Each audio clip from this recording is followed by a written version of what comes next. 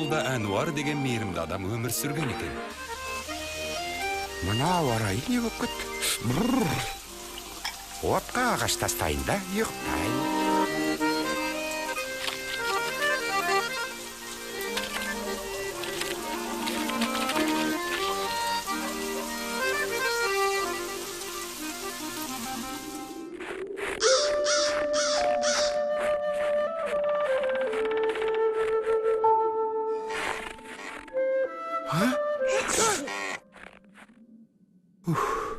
Аю екен десем. Әй, Гүзел, бұл жерде неге адасып жүрсің? Байқұс жануар-ай, жүр кеттік. Ой. Тез бас аяғында қасқырлар жақындап қалған сияқты.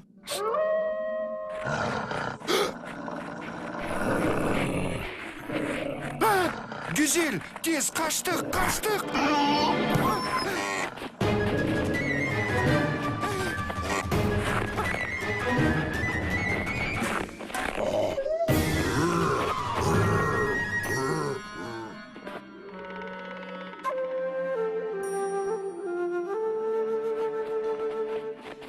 Болды, енді tez ақ жөніңе келесің.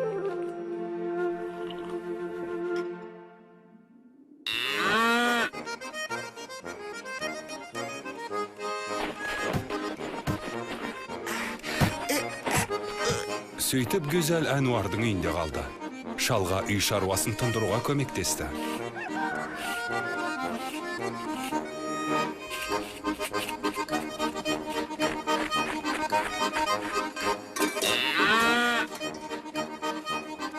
Көршілердің бәрі осындай көмекшінің барына қайран қалды. Өмірімде мұндай ақылды сүйірді көрмеппін. Ал ауылдың екінші басында Мұса тұратын еді. Сен не, өзіңді менен ақылды санайсың ба? Неменеге тесілесің? Ауыл емес қарақшылардың ұясы дерсің. Мен бәріңе көресілерімді көрсетем, өңшең оңбаған. Қайда көз салсаң да күлең алаяқты көресің. Өй! Мұнау менің сиырым ғой. Мұса, не болды? Андағы сүт менікі. Әкел бері. Мұса, мұның не? Орлақшы. Не? Қане қайдығы? Үйге қайт дедім. Мұса, сенің есің ауған бөзі. Жібер кәне. Сен менің сиырымды ұрладың. Сен менің сүтімді ұрладың. Ұрлықшы.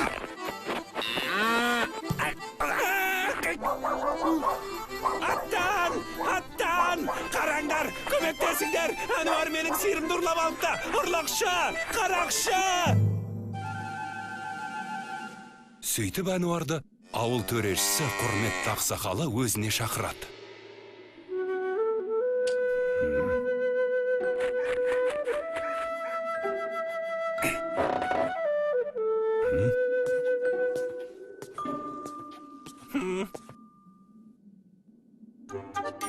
Сонымен Әнуар, сен сиырды орманнан тауып алдың деймісің? Иә. Ал сен Мұса, бұл сиыр сенікі демекшісің. Әрине менікі. Әнуар оны ұрлап алыпты. Мен оны ұрлағам жоқ. Орманнан тауып алдым. Оны ұрламақшы болған сен. Міне, қараңдар. Мынау менің таңбам. Яғни сиыр да менікі деген сөз.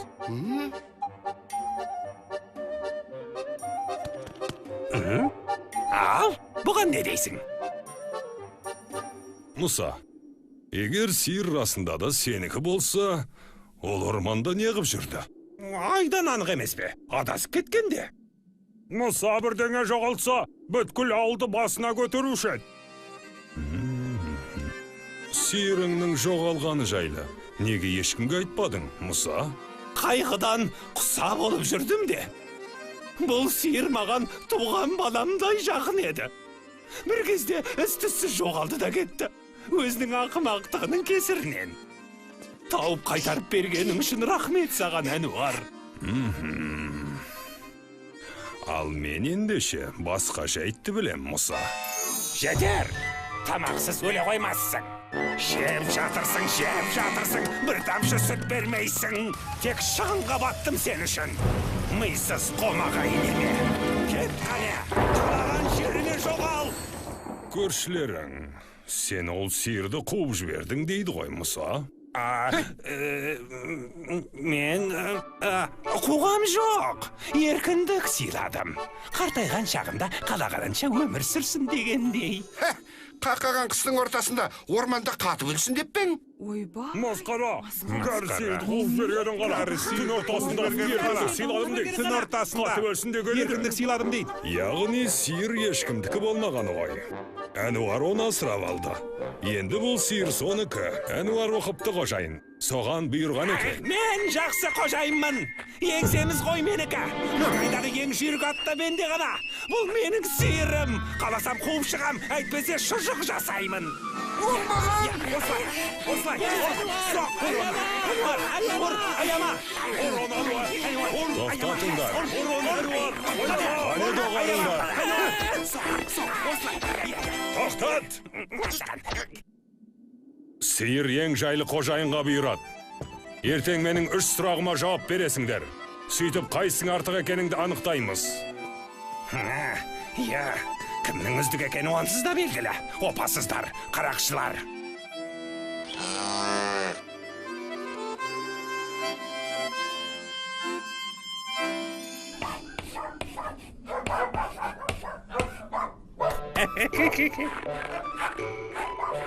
Мұса, уақытын бос жібермей, бәрін келістіріп қоймақшы болды.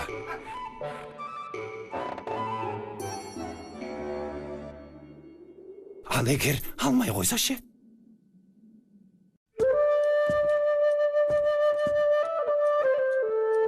Маңайдағы ең жүйрік атта менде ғана.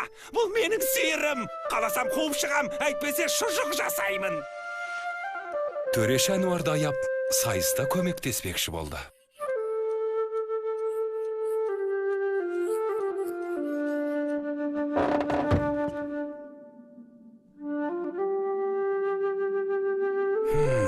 Бірақ ол өте әділ адам болатын.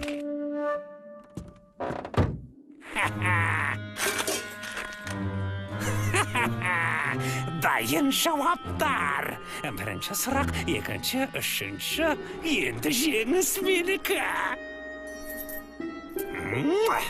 Әрі тегін.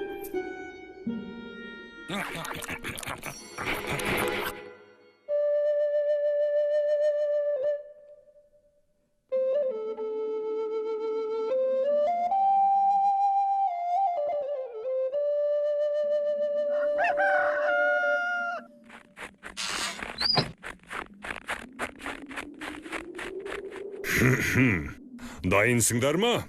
Бірінші сұрақ. Дүниедегі ең құнарлы не нәрсе? Мұсаның қойлары шығар. Рахмет, Әнуаржан. Бірақ ең құнарлы нәрсе ол жер ана. Мұсаның жауабы дұрыс. Екінші сұрақ. Дүниедегі ең жүйрік нәрсені ата. Мұсаның аты ең жүйрік болар. Бәрінен жүйрік ол адамның ойы, бірақ сенің ойың емес. Үшінші сұрақ. Дүниедегі ең әдемі нәрсені ата. Ең әдемі ол güzel. Ақымақ екенсің, Әнуар. Ең әдемі нәрсе ол адал адамның жан дүниесі. Мына менікі сияқты. Тағы да жеңілдің. Сиыр менікі.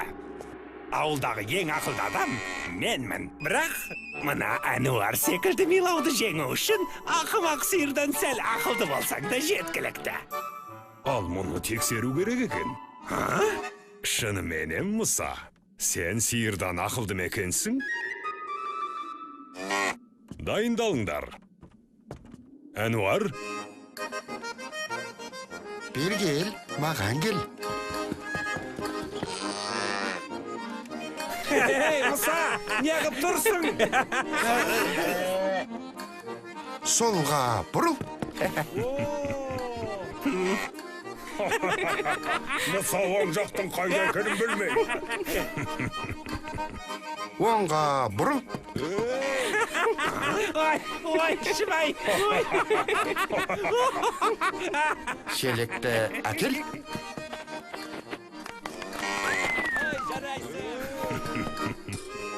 Ақылдым менің.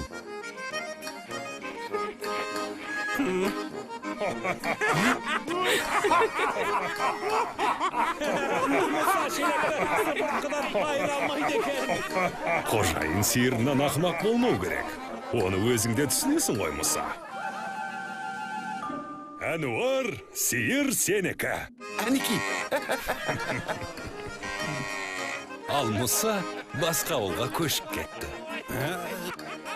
Себебі ол жердегілер оның сиырдан да ақымақ екенін білмейтін.